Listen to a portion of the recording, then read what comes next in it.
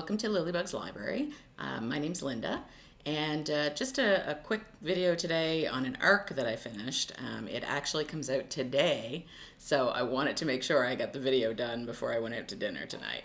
So this one is called The House at the River's Edge, and it was a historical fiction. So good. I was really impressed. I hadn't read this author before. Apparently she did do The Butterfly Garden, I think it was called. But I haven't read that one. But this one was about a group of people who knew each other. I think they had maybe grown up together, at least some of them, and they had been going to Cambridge. And this was back in around 1914. And so everything was finished for the summer. They got together at this spot that was one of their homes, or possibly one of their cottages. I'm not really sure. But they got together there. The parents were all in France and different places, and so they had it to themselves. So there was Wynne and her brother Bertie, and there was make sure I get the names right. Grace, I believe, and her brother William.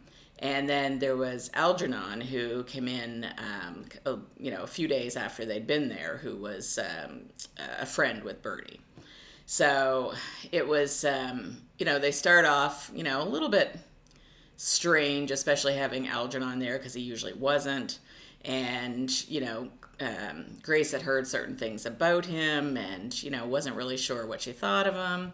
And so it was, a little touch and go there for a bit.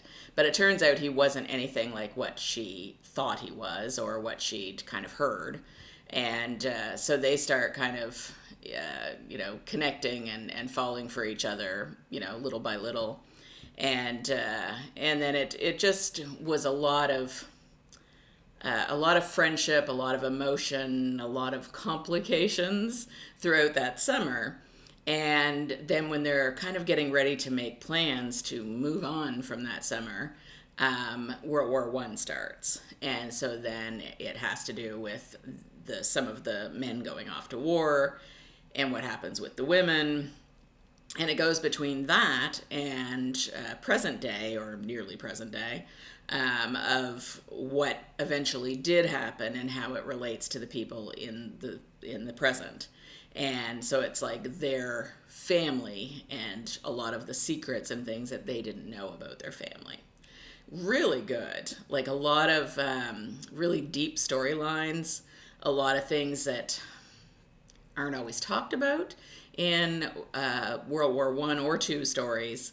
And I thought the author did a terrific job. She really gave a lot of depth to the characters. A lot of complex storylines, the whole, even the descriptions of, how they were when they came back from the war and the things that they dealt with.